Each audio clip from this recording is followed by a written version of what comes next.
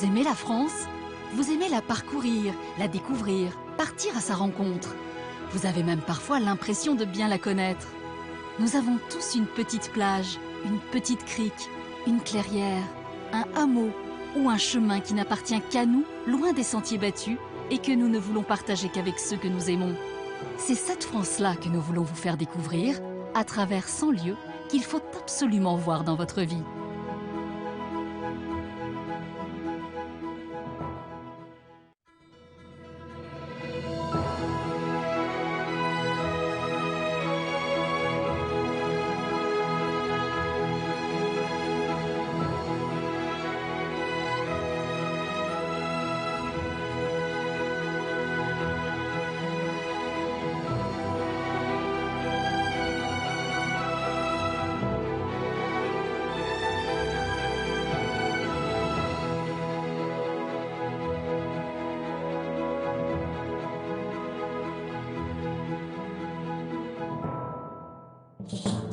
Aujourd'hui, c'est un périple sur une terre verdoyante que nous vous proposons.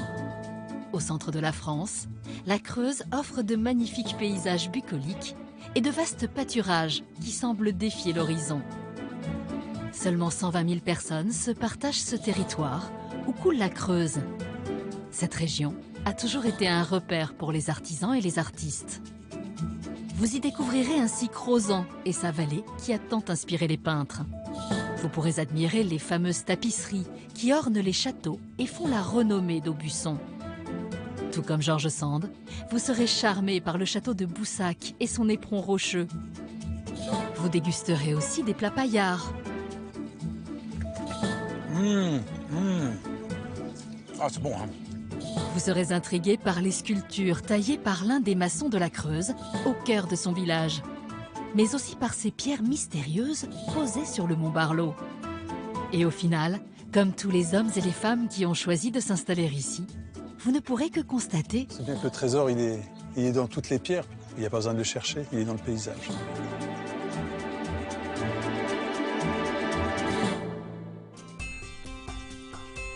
Notre voyage en Creuse débute au nord-est du département, où les terres agricoles se déploient à perte de vue. C'est le temps de la fenaison, une période qu'apprécie le musicien et animateur de radio locale Henri Stolz. Went down to the crossroad, fell down on my knee. Rien ne le stimule davantage pour lancer un blues à sa région d'adoption. Je suis arrivé en Creuse il y a bientôt 40 ans pour y faire de la radio. On m'a dit attention, c'est un pays pauvre, c'est vrai. Mais j'ai surtout découvert un pays riche de ses paysages, un pays riche de ses paysans, un pays riche d'artistes et d'artisans. Henri désire nous faire découvrir un fleuron du patrimoine creusois. Moutier d'Ahun et son abbaye bénédictine ont servi de décor au film d'Alain Corneau, Tous les matins du monde. Le village est accessible par un pont aussi robuste qu'une forteresse. À l'abri du pont, sur les berges de la rivière, on surprend quelques pêcheurs patients. C'est là aussi que vient flâner Nathalie Manot, une guide touristique. Rencontre au bord de la Creuse, dans un des villages préférés des Français, mais qui est mon village préféré de la Creuse, c'est le Moutier d'Ahun. Nathalie, on est au pied du pont romain qui n'a de romain que le nom en fait. Que le nom. Sûrement qu'à une époque, on a pensé que l'appeler romain, ça allait lui donner plus de valeur. Alors on sait que c'est un pont médiéval qui date du XIIIe siècle. On sait pas trop son époque, on l'a appelé longtemps roman et il se trouve qu'il est plutôt gothique. Et si on regarde bien, les deux arches qui sont au bout, elles sont légèrement brisées. Mais sa particularité, elle est au-dessus. On va les visiter, oui, allons-y. Il faut parfois se méfier des berges calmes, comme de certains visages trop lisses ou trop sages.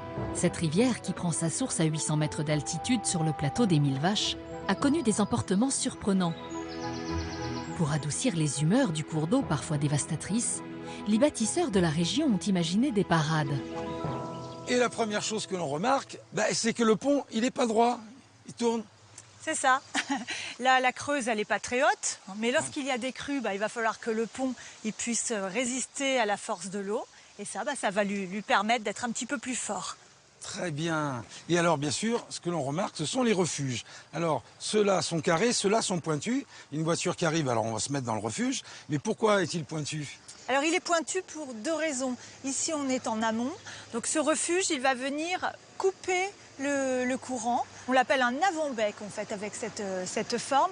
Et il va aussi rerouter les embâcles qui sont charriés par l'eau. Ça peut être des troncs d'arbres qui vont buter sur l'avant-bec, qui vont bien se positionner pour passer sous le pont sans l'encombrer. Parce que au bout de quelques années, au bout de quelques crues, ces embâcles dans les voûtes pourraient mettre en péril la construction. Donc on a besoin d'un pont qui soit très résistant, très costaud. Ceux qui ont duré le plus longtemps à Moutier, survivant même à la guerre de 100 ans, ce sont les moines bénédictins. Ils y vécurent pendant plus de 6 siècles. Eh ben, nous avons remonté la rue et nous avons remonté le temps, en quelque sorte, puisque du pont du 13e, on en arrive à l'abbaye de l'an 1000, en gros. Hein. Oui, c'est ça. Elle a été fondée en 997 par Boson II. Il était comte de la Marche.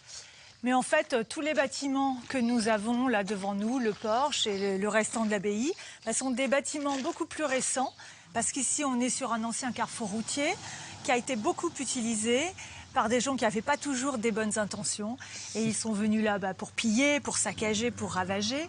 L'église, les bâtiments qui étaient associés ont été à de nombreuses reprises détruits, rebâtis. Et puis finalement, il y a aussi le temps qui est passé par là. Et même les habitants du village, qui n'hésitent pas à venir chercher là les pierres nécessaires à la reconstruction du village quand ils en avaient besoin. Mais il reste quelques très vieilles pierres très intéressantes et puis surtout les boiseries. On va aller voir tout ça. Oui. Alors là, nous avons la fameuse pierre à laquelle a été attaché Saint Martial et c'est là qu'il a été supplicié. Mais elle date d'avant l'abbaye. Ah oui, tout à fait, elle est gallo-romaine. Elle est du IIIe siècle et c'était ces bornes que l'on trouvait le long des routes. Et là, on va pénétrer à l'intérieur de l'abbaye. Voilà, on sent déjà la fraîcheur. C'est la climatisation naturelle. Ah oui. Oh là là, qu'est-ce que c'est beau. Nous sommes donc devant ces boiseries du Moutier d'Ahun. Alors, il y a bien sûr les représentations religieuses, la Vierge, Saint Benoît, puisque c'était un ordre bénédictin. Mais ce qui est étonnant, c'est qu'il y a des représentations de la mythologie et des choses très bizarres. Oui, c'est vrai, on n'a pas l'habitude de les voir dans les églises. Donc l'idée, c'est vraiment d'avoir ces personnages qui vont inciter les fidèles à revenir dans les églises. Et là, je pense que je peux t'étonner en te montrant un personnage assez atypique dans une église. Allons-y. Et où? Alors, il est sous cette partie-là qu'on appelle la miséricorde. On l'appelle la gorgone dans la mythologie. Ah oui. Mais il a des serpents dans les cheveux? Oui, c'est ça. C'est une femme hideuse avec des serpents sur la tête. Et si tu croises son regard, t'es pétrifié. Ah, ça marche. Oh, je suis pétrifié. Heureusement, le mauvais sort est vite conjuré et Henri va pouvoir nous entraîner vers Bénévent-l'Abbaye. Ce n'est pas pour y découvrir une autre église classée, mais pour une raison plus gourmande. Ici, les paysans ne se contentent pas de tondre les moutons, ils en cuisinent les parties les moins nobles, mais pas les moins goûteuses, selon les papilles d'Éric Pluviot, guide local. Ah, avec Eric, on va découvrir quelque chose de délicieux, les couillades moutou. Alors même si on ne parle pas le patois, on a compris de quoi il s'agissait. Ça s'appelle également les frivolités bénéventines. Alors d'où vient cette tradition à Bénévent-l'Abbaye? Oh, elle remonte au 19e siècle, à l'époque des bouchers expéditeurs, qui, à l'époque, ne savaient pas quoi faire de ces bas morceaux. Et leurs femmes, par contre, les ont utilisés, s'en sont bien accommodées pour en faire une spécialité bénéventine. C'est magnifique, ça fond dans la bouche. Et tout le monde se régale, les femmes comme les hommes. Bien évidemment. Bénévent connaissait alors un essor économique grâce à son abattoir qui faisait vivre une dizaine de familles. Mais ce matin, les moutons n'emmènent pas large. Une association d'amateurs de leurs parties intimes s'est établie sur le champ de foire. Salut les gars! Salut les gars!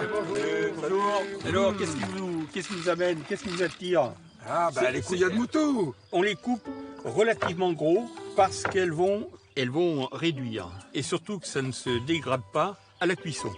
On va les faire frire gentiment, tout doucement, jusqu'à les amener dorés. 25 minutes, tout doux, dans le beurre, ça les amène à ce résultat. Elles sont vraiment bien dorées. Hein. On en mangerait. Alors, qu'est-ce qu'on rajoute alors? Il y a du persil, il y a du poivre, il y a du sel, Ouais. il y a du citron. Ouais, et puis t'as vu ce que vous êtes copains, voilà, il y a de l'ail. Voilà, et hop, on arrête tout. Allez, on éteint tout et on serre les couilles. Et hop, on serre les couilles.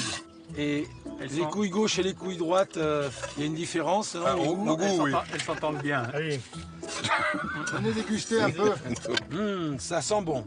Mais Eric, pourquoi les bouchers de Bénévent, ils étaient si célèbres? Eh bien, parce que les bouchers, c'était aussi d'extrêmement bons commerçants. Et ils avaient véritablement un savoir-faire dans la préparation de la viande. Ah, ouais. C'est-à-dire que quand ils tuaient les moutons, les bulles d'air étaient éliminées avec ce qu'on appelle une petite panèche. Et pour la présentation, pour l'œil, parce que c'est important, les pattes avant, elles étaient repliées sur le cou du mouton et troussées par une petite ficelle appelée la trousse. Donc c'était impeccablement bien présenté, ça donnait envie. Des mandataires à Paris se chargeaient de vendre la viande dans les plus grandes boucheries parisiennes. Voilà pourquoi il y avait une certaine reconnaissance. Le savoir-faire.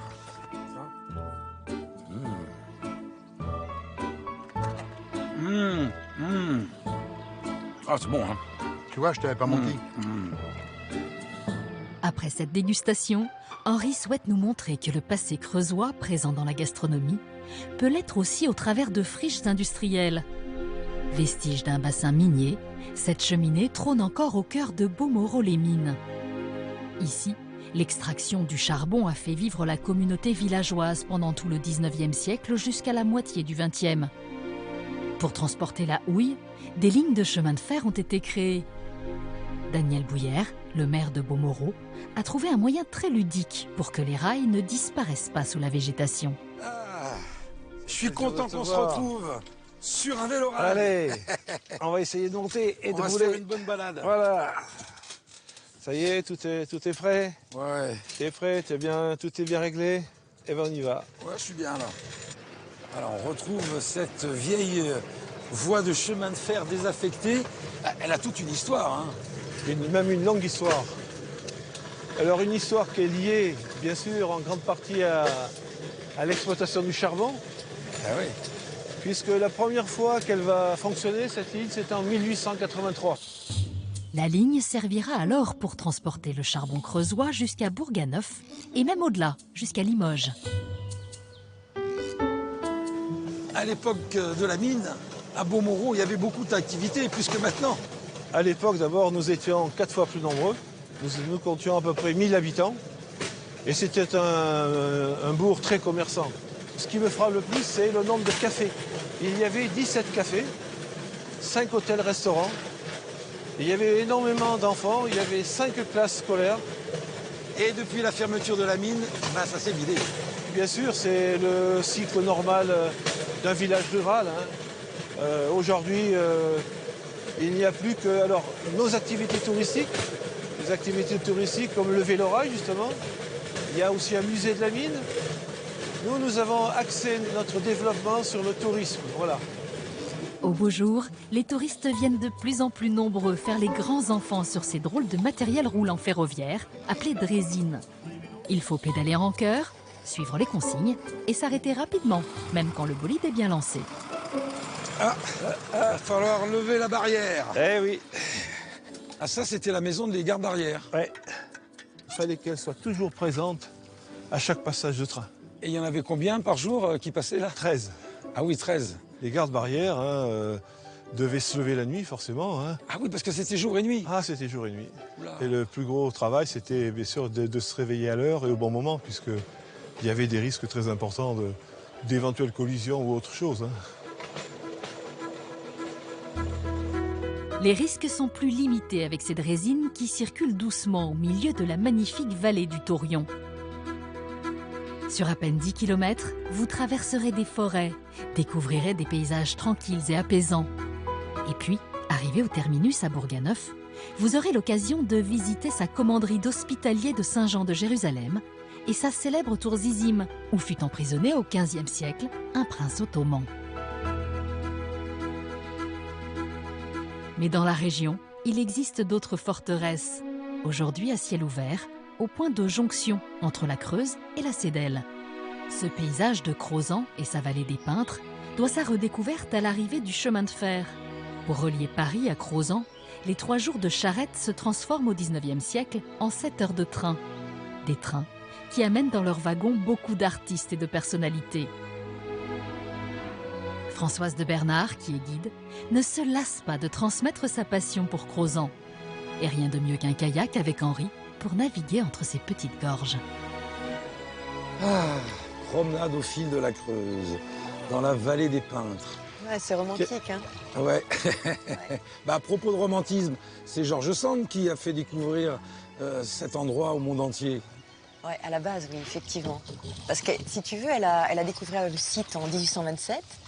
Et en fait, elle a été tellement subjuguée par les ruines, par l'espace, par ce qu'elle a vu, qu'elle va avoir de cesse qu'en fait, de faire découvrir l'endroit à ses amis. Et donc, parmi ses amis, bien sûr, des artistes. Elle se promenait ici avec Chopin, bien sûr. Ouais, Chopin, oui. Main dans la main, sur les petits chemins. Tu vois, tu aurais pu emmener ta guitare, là. Tu vois que c'est un endroit propice à la musique. Oui, Chopin, mais bien sûr aussi beaucoup de peintres. Alors le premier peintre connu, enfin un des premiers, ça a été Monet à Fresline. Oui, alors en tout cas, c'est le plus connu. Il va adorer l'endroit, mais il va avoir des difficultés énormes à peindre cette vallée. Tu sais, cette lumière, tu vois, tout autour de nous. Imagine qu'ici, on avait des torrents, très peu d'arbres. Et cette lumière donc, qui filtrait, si tu veux, c'est ça qu'il n'arrivait pas à capter. Grâce à son insaisissable beauté, Crozant participe alors au début du plénérisme. Des peintres quittent leurs ateliers parisiens pour venir puiser leur inspiration dans la campagne. Cette révolution artistique est facilitée par l'arrivée de la peinture en tube. Les enfants du pays se chargent de porter le matériel jusqu'au lieu de peinture, pas toujours accessible. Avec tous ces peintres qui se succèdent, on parle alors d'une école de Crozant. Une école sans maître, mais qui a encore ses disciples, comme Agnès Dortu, qui a quitté sa Normandie pour s'installer ici. Voilà, bonjour Agnès, je te présente Henri. Oui. Henri, donc Agnès, une peintre Bonjour, bien bonjour. vivante. Bonjour. Et regarde, Wow. donc, qui a comme motif de prédilection donc la vallée de la Creuse. La matinée était vraiment faite pour ce lieu magique, la tour carrée de la forteresse de Crozant, dans la quiétude de ce matin extraordinaire. C'est impressionnant et c'est impressionniste. Les 450 peintres qui sont passés dans d'autres temps marquent fortement le lieu aussi, hein, et donc l'inspiration. Oh, ça fait longtemps que tu les as visités, les ruines de Crozant? Ça fait quelques années déjà, oui. Ça te dit là que je t'emmène? Ah, Hein? absolument. À plus tard. À bientôt Au dans revoir. l'atelier. Merci. Au revoir. On raconte que George Sand aurait découvert la forteresse après le passage d'un terrible orage. Le site était dévasté et il y régnait une odeur de pourriture végétale. Les grilles de la forteresse. Wow. Elle dira de l'endroit, tout y enflamme l'imagination, tout y serre le cœur. Waouh, c'est impressionnant, même en ruine. Hein. Ça fait quelle dimension? Alors en fait, si tu veux, on a un promontoire qui fait 400 mètres de long, mais tu avais quand même 1 kilomètre de rempart tout autour. Donc c'était gigantesque. Oh, bah, ça fait une belle balade. Hein. Oui, ça, tu as bien dit. On y va, on y va. Si une forteresse primitive a été construite au tournant de l'an 1000, ce sont les comtes de la Marche qui feront édifier le château et les fortifications à partir du XIIIe siècle. Ah, on arrive à la fameuse tour carrée. Oui. Elle est belle, hein? Oh. Et puis là, surtout, on arrive au premier point de vue sur nos Ah. 2 rivières. Regarde un peu si c'est beau. La Creuse La Creuse. et la Cédelle. Wow, c'est impressionnant. Hein. C'est pour ça, si tu veux, que ce site a été occupé depuis la nuit des temps. On y a trouvé des silex, bien sûr, et après, on trouve mention de Gérald de Crozant, donc seigneur du lieu, vers 1020 dans les textes. Et donc, on va avoir une forteresse qui va s'étaler dans le temps, qui va se construire au fur et à mesure pendant des siècles et des siècles, et qui ont fait de cette forteresse une des plus importantes du centre de la France. Pendant la guerre de 100 ans, le château a pu ainsi résister aux raids dévastateurs des Anglo-Gascons. Ils vont complètement saccager le village en contrebas pour se venger de n'avoir pas pu prendre la forteresse. Mais la puissance des hommes, comme celle des citadelles, n'est pas immuable. Et donc l'apparition de la poudre à canon va rendre obsolète ce genre de structure de toute façon. Et ensuite, eh bien, sont arrivés les romantiques, sont arrivés les peintres, tous les artistes d'ailleurs, hein, les musiciens, et puis tous les Parisiens sont arrivés ici en 36, les congés payés, les vacances, avec le barrage des Guzons. Et on comprend que tout le monde, tout comme moi, soit tombé amoureux de cette vallée et de cette région absolument merveilleuse. Nul doute que vous trouverez vous aussi à vous émerveiller face à la beauté de cette vallée. Mais la Creuse a encore d'autres richesses à révéler.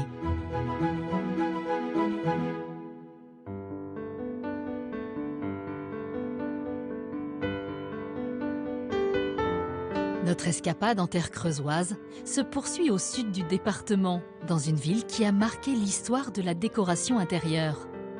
Aubusson est mondialement reconnue comme étant la capitale de la tapisserie. Bâti autour des méandres de la rivière, c'est aussi devenu le petit royaume de Chantal Chirac. Ce qui m'a fait venir à Aubusson, c'est un mariage d'amour. Donc un prince qui vient me chercher à Paris et qui m'emmène dans sa contrée lointaine que je ne connais pas. Donc c'est l'inconnu, c'est le grand saut. Je suis plutôt peintre, restauratrice de tableaux et antiquaire. J'ai l'impression d'avoir été missionnée pour révéler quelque chose qui était méconnu, ce sont les cartons de tapisserie. Ça, c'est ma passion. Donc, évidemment, cette passion va me faire aimer la Creuse encore plus. Et donc, j'ai voulu valoriser ce patrimoine. Et ce patrimoine, est très important. Et ça, c'était une surprise. Le patrimoine de carton de Chantal, nous y reviendrons plus tard. Pour l'instant, c'est le patrimoine de tapisserie qui nous intéresse. Pourquoi cette petite ville enclavée a favorisé un tel développement? C'est en prenant de la hauteur depuis la tour de l'horloge que Chantal va chercher un début de réponse auprès de Claire Blandin, une jeune guide conférencière. Et tu sais où on en est des origines de la tapisserie à Aubusson? C'est pas vraiment comment la tapisserie arrive, on n'a que des hypothèses. En tout cas, il faut te dire que le territoire va beaucoup aider. Tu vois, Aubusson est situé entre Mont et Rivière, on est vraiment enclavé dans une cuvette. Et on pense qu'au Moyen-Âge, l'industrie du textile se développe essentiellement avec la Creuse. Donc on a une activité drapière qui est en place. Et par la suite, c'est grâce à un mariage du XIVe siècle où un comte de la Marche, qui s'appelait Louis Ier de Bourbon, épouse une comtesse flamande. Et tu sais, avec les Flandres qui tissaient majoritairement pour les pays européens, voilà, on pense que c'est par ce mariage qu'on vient donc apporter les premiers ouvriers tapissiers dans la région. Mais si tu es d'accord, je te fais visiter. Ah bah oui. Ouais. Allez, viens, on y va. Hop là. Petite rue. À Aubusson, 2000 personnes vivaient encore de cette activité au début du XXe siècle. Les plantes des collines, qui entouraient la ville, servaient à teindre les tapisseries, tandis qu'on prêtait aussi des vertus à la Creuse. Ces eaux acides permettaient de mieux dégraisser la laine de mouton. Les artisans qui réalisent alors ces tapisseries, qu'on appelle les lissiers, acquièrent peu à peu savoir-faire, réputation et richesse. Et qui sont les commanditaires de la tapisserie d'Aubusson? Alors, dans un premier temps, c'est les églises qui vont s'en servir pour décorer les murs et raconter des histoires aux fidèles pour leur apprendre notamment la Bible, etc. Et puis après, très vite, ça va se développer dans le domaine du privé avec les seigneurs et leurs châteaux. Alors, dans les deux cas, ça va décorer les murs et servir d'isolant. Hein. C'est de la laine, la tapisserie, donc ça va un peu limiter la fraîcheur des pierres. Et dans les châteaux, la tapisserie est un art qui coûte très cher, bien sûr, donc ce sera un grand signe de richesse, un signe ostentatoire. À Aubusson, certaines de ces richesses sont aujourd'hui rassemblées et exposées dans la Cité internationale de la tapisserie, que Chantal redécouvre toujours avec bonheur. La ville s'enorgueillit de voir ces tapisseries classées depuis 2009 au patrimoine immatériel de l'UNESCO. Alors viens, je vais te montrer un des chefs-d'œuvre du musée. Une des tapisseries qui est certifiée de la manufacture royale d'Aubusson. Ah, elle est magnifique cette tapisserie. Voilà, elle a une finesse incroyable. Ouais, il faut que tu saches que le XVIIIe siècle, c'est là où on a enfin un peintre officiel du roi et un teinturier qui vient à Aubusson améliorer les couleurs et les sujets et les teintures. C'est pour ça qu'on a du rouge là. Exactement, c'était très difficile à maîtriser. Tu peux voir la différence d'ailleurs à côté avec une tapisserie du début de la manufacturielle sous Louis XIV. On n'a pas le même éclat. Exactement, on n'a pas le même éclat. Puis, tu peux voir aussi autre chose ici au niveau de la finesse. Par exemple, regarde les petits villages qui sont beaucoup plus détaillés. Oui, la perspective est très très profonde. Là. Voilà, on n'est plus du tout dans la même logique qu'autrefois. Et regarde ce cours d'eau là qui explose, hein, on le ressent vraiment. Jets d'eau, On ressent la transparence de l'eau et l'éclat, c'est assez fin. Ça a été commandité par le Premier ministre polonais.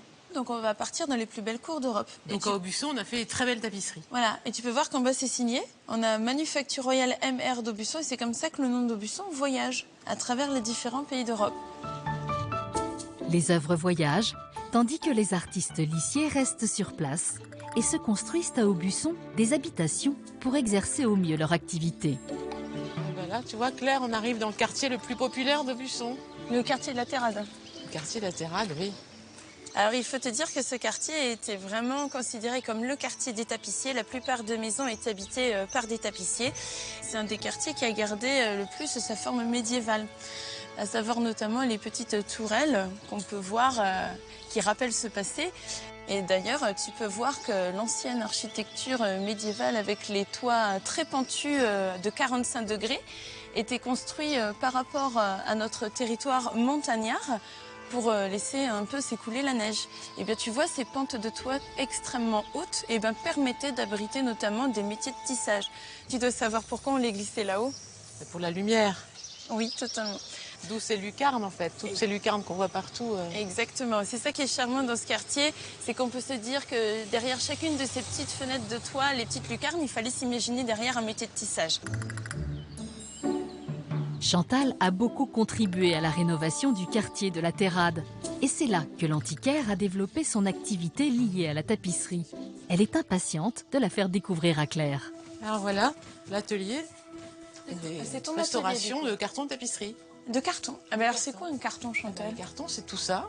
Donc ils sont stockés comme ça, roulés, dans les ateliers. Je les récupère.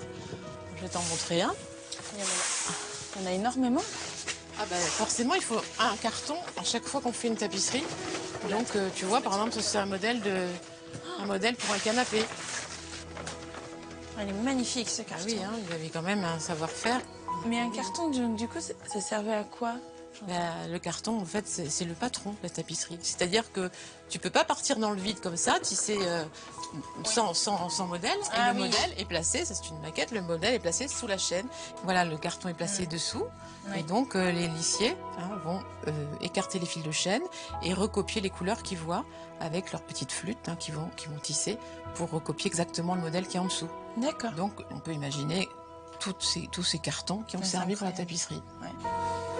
Chantal restaure ces cartons, en fait des œuvres d'art et leur redonne ainsi une deuxième vie.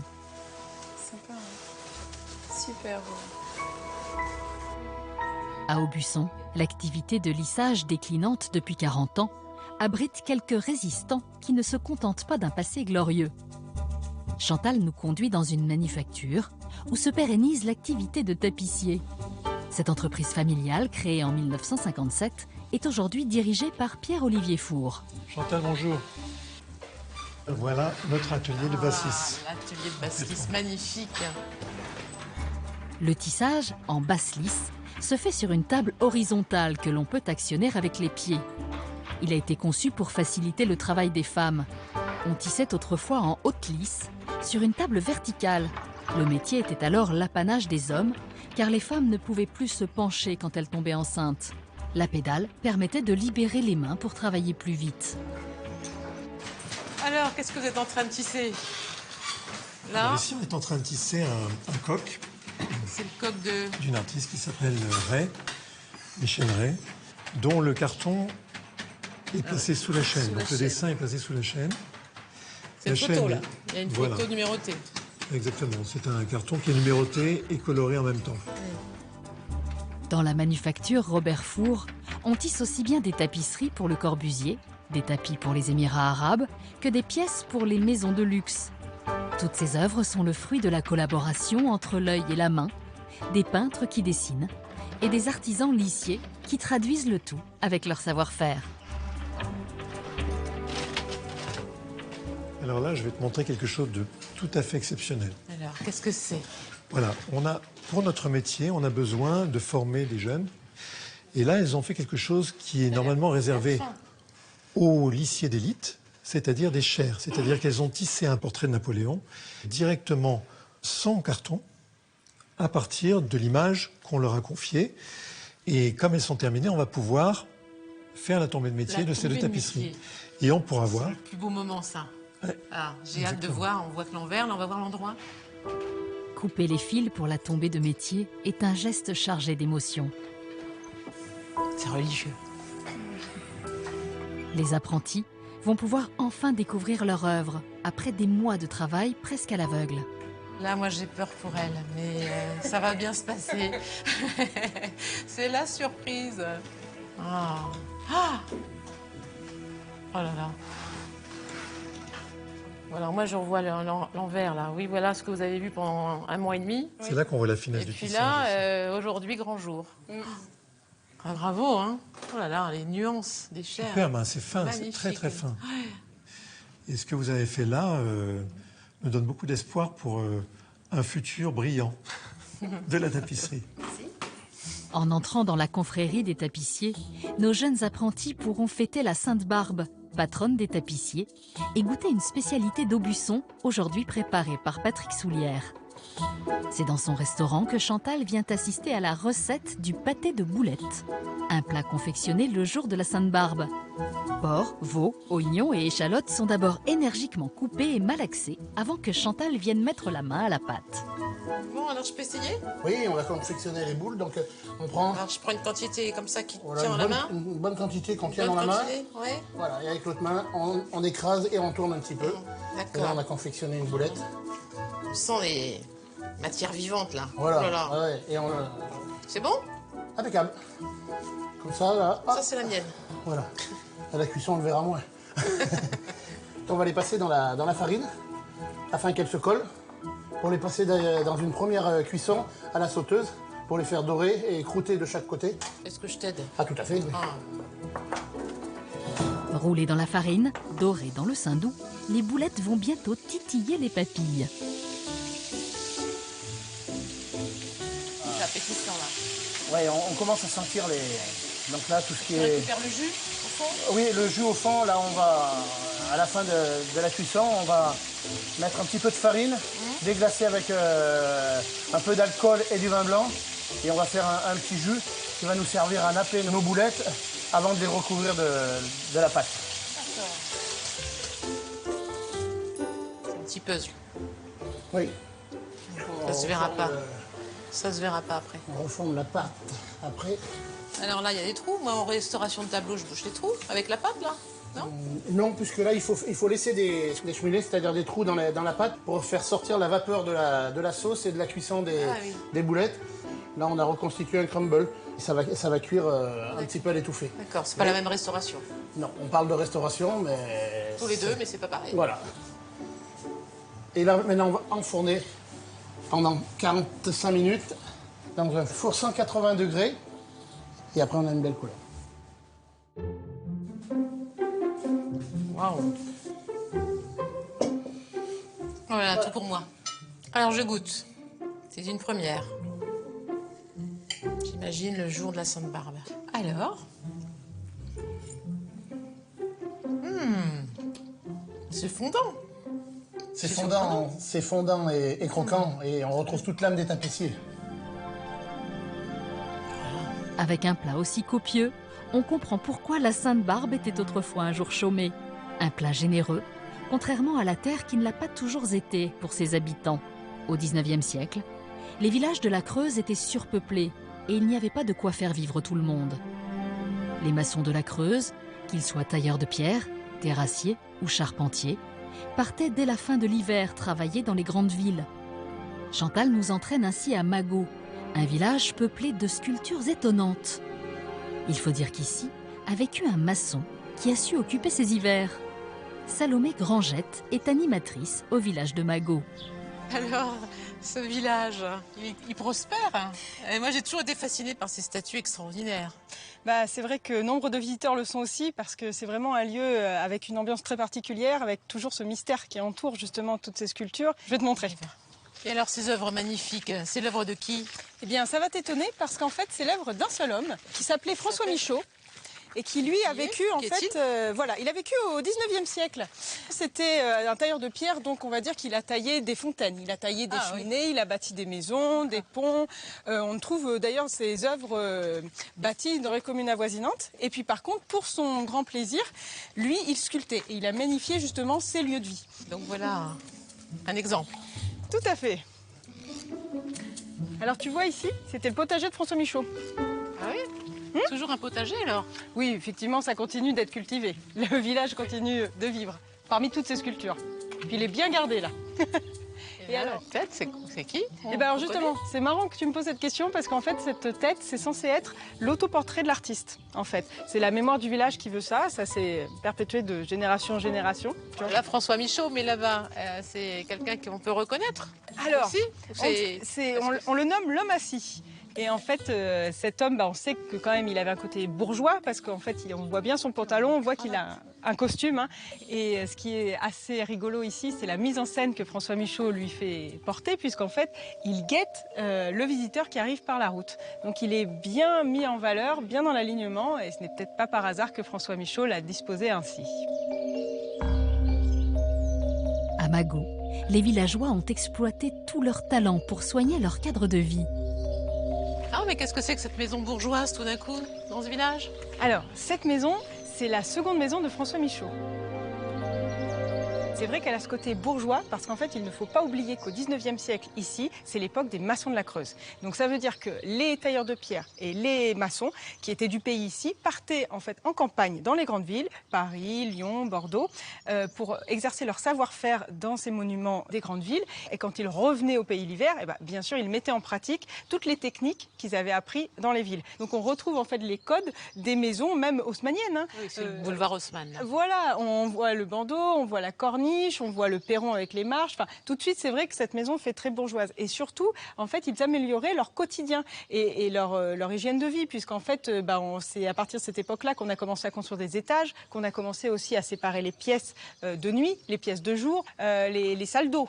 Voilà, donc c'est une amélioration notable de l'ouvrier maçon en fait c'est la maison témoin. C'est ce qui a beaucoup bouleversé en fait le 19e siècle. C'est François Michaud qui fait la maison et les sculptures.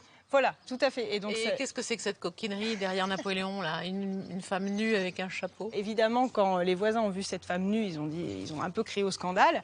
Et l'histoire veut que François Michaud lui ait rajouté un chapeau. Voilà, comme ça elle n'était plus nue, elle était coiffée.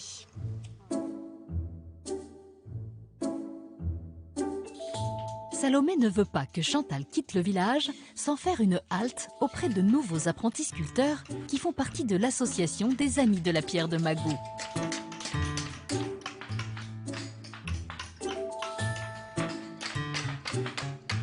Alors tu vois, ici à Mago, on continue à perpétuer en fait la tradition de la taille de pierre. Donc comme ces jeunes gens, ils peuvent venir comme ça essayer de sculpter sur plusieurs pierres, le granit, le calcaire, le marbre, avec du coup des outils et des propres idées. Soit ils arrivent avec leurs modèles, soit ils ont des modèles qu'ils trouvent dans nos classeurs. Et comme ça, ils peuvent Ce sont les artistes, les nouveaux François Michaud? Oui, en quelque sorte. Et il y a d'autres artistes comme ça, extraordinaires dans la Creuse? Ah oui, il y a un autre monument juste à côté. Écoute, je ne te dis rien. Un autre sculpteur. Pas tout à fait. Niché dans la verdure, le petit village de Souparsa possède une église qui, vue de l'extérieur, n'a pas de caractère particulier. Et pourtant, dans les années 1980, un peintre du village a passé bénévolement 4 ans de sa vie à magnifier cet édifice.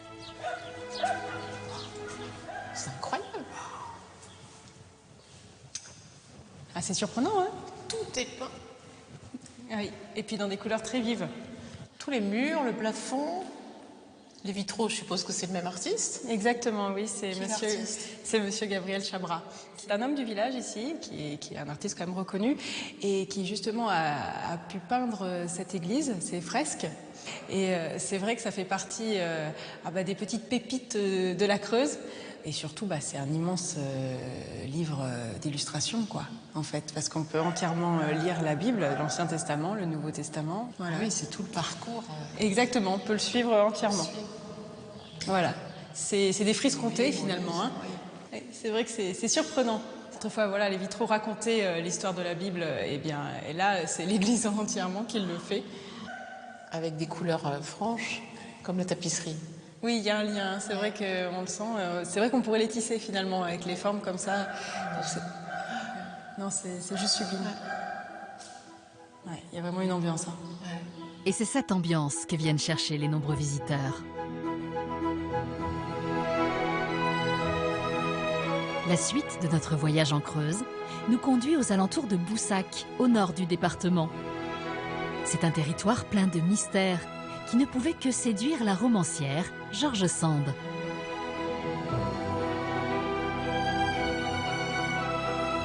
Pour en approcher les trésors, nous allons dénicher notre ambassadeur chez lui, à Maisonnisse.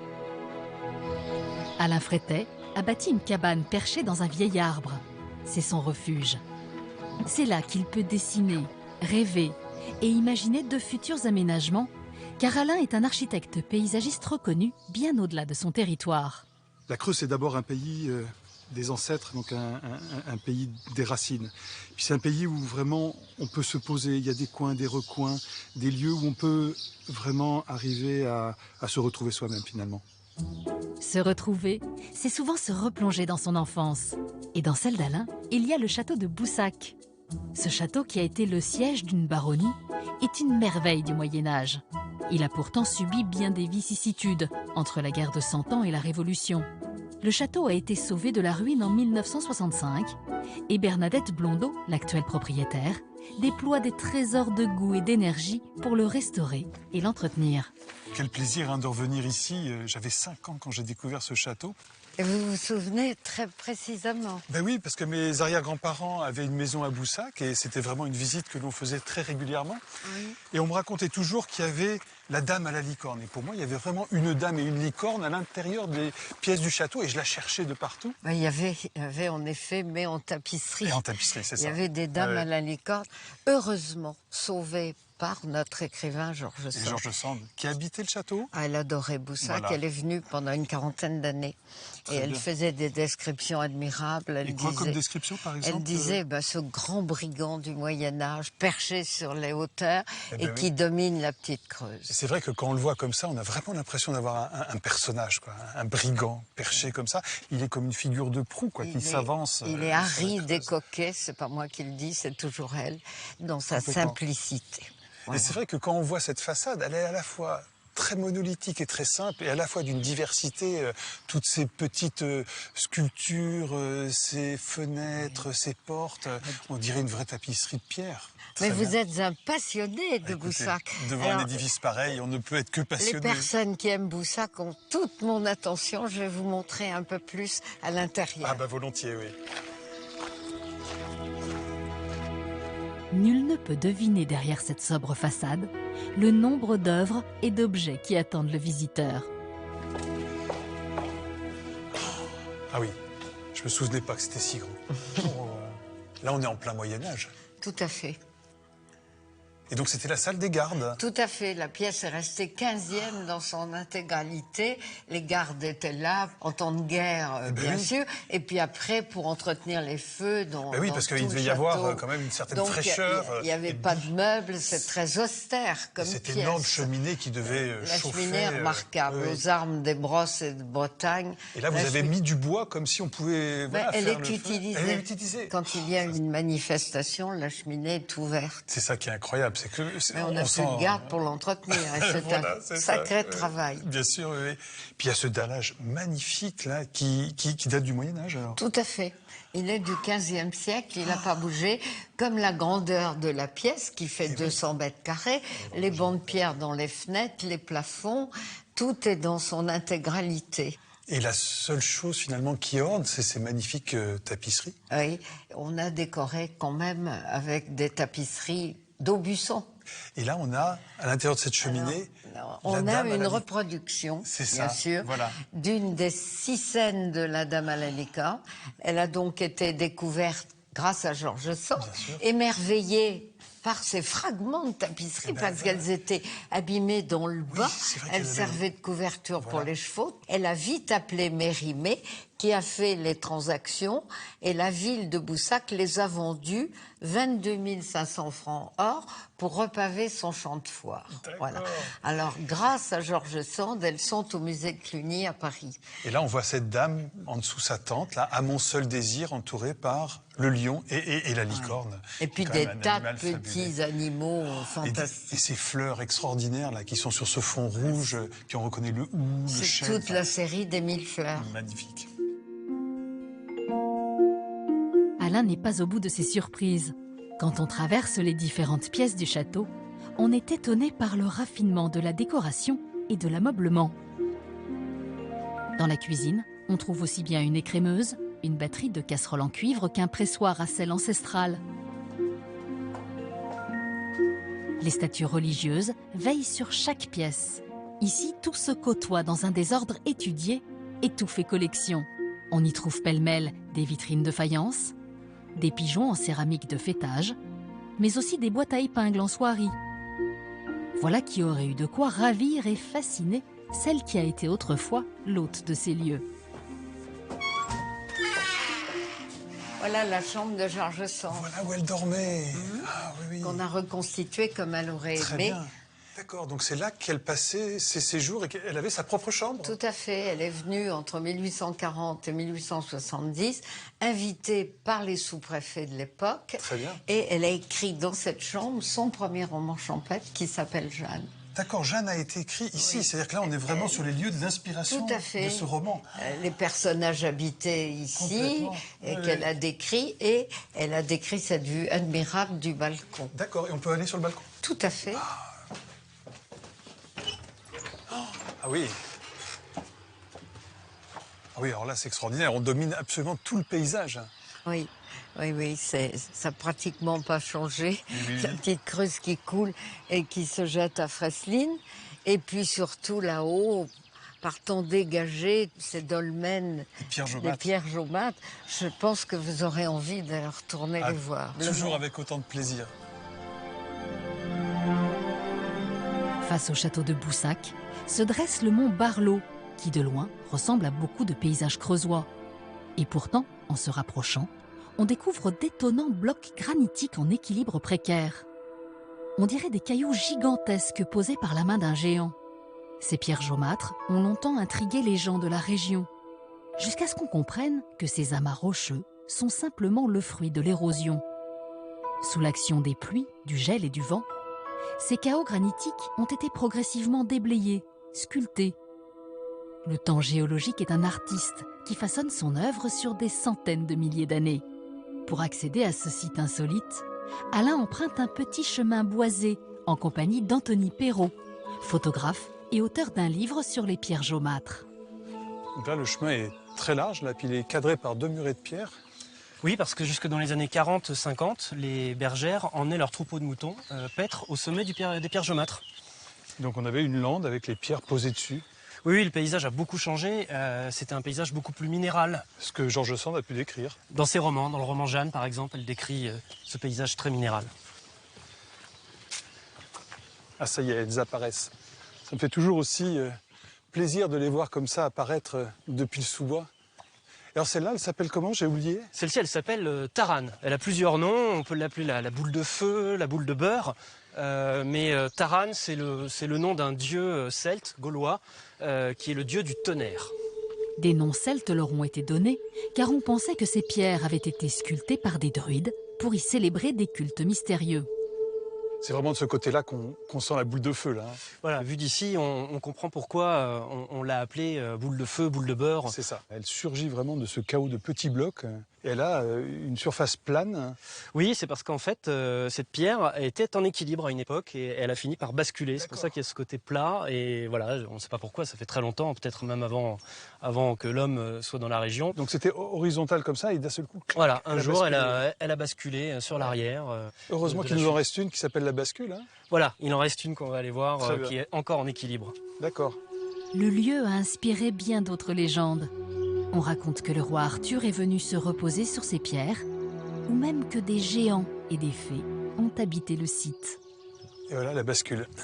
La bascule, ouais, qu'on appelle aussi Toutathès, C'est le Toutatis d'Astérix en fait. Hein. Eh ben oui. C'est le dieu des arts. Alors on lui a donné ce nom parce qu'il y a un côté aérien assez léger de cette pierre. Ça évoque un peu la légèreté. Enfin légèreté, après oui, il y a léger, quelques centaines de tonnes juste au-dessus de la tête. Quoi. Donc, voilà, mais léger dans le sens où il y a des points d'appui très étroits. Qui sont assez étroits là. Elle tient sur pas grand-chose finalement. On peut voir ici. Alors il y a 2 points d'appui et une légère fente ici. On voit la lumière du jour passer. Une légende raconte que l'emplacement du trésor sera dévoilé à celui qui entend souffler le vent d'Armorique à travers cette pierre. Oui, le fameux trésor. Quand on ne comprend pas un endroit, on imagine toujours qu'il cache quelque chose d'encore plus mystérieux. Les fées du mont Barlow protégeaient, dit-on, un trésor, ou même des eaux d'une grande pureté. On raconte également que le magot d'un village voisin y était surveillé par un veau d'or féroce. Ces pierres ont fait couler beaucoup d'encre. Bon, je vais faire un petit dessin. Vas-y, installe-toi. La vue est belle d'ici. Ah oui, là, c'est magnifique. Ça, c'est une photo que tu as déjà prise? Oui, il y a quelques années, mais la vue était un petit peu différente. Il y avait beaucoup plus d'arbres. Et oui, depuis, on a ouvert, effectivement, on a coupé quelques arbres là, pour vraiment dégager et retrouver une vue qui existait sans doute du temps de George Sand. C'est la vue qu'elle a connue. Elle pouvait voir les pierres jaumâtres depuis le château de Boussac. Et en particulier cette pierre qu'on appelle du coup la Boussakine, parce qu'elle était visible depuis la ville. Et une pierre dont on sent bien qu'à un moment, elle a dû être vraiment posée en équilibre comme la bascule, également à l'horizontale. Également, un jour, elle a été en équilibre. Juste ici, on voit le léger plat sur lequel elle était en appui. Et elle a basculé. Et alors cette fois-ci, il y a une légende qui dit que les gens du pays sont venus pour la renverser parce qu'ils pensaient que le trésor des pierres jaumâtres se trouvait sous cette pierre. D'accord. Mais c'est vrai que là, le trésor est partout sur ces pierres jaumâtres. Il n'y a pas besoin de le chercher, il est dans le paysage. Ainsi s'achève notre périple dans cette région méconnue du cœur de la France.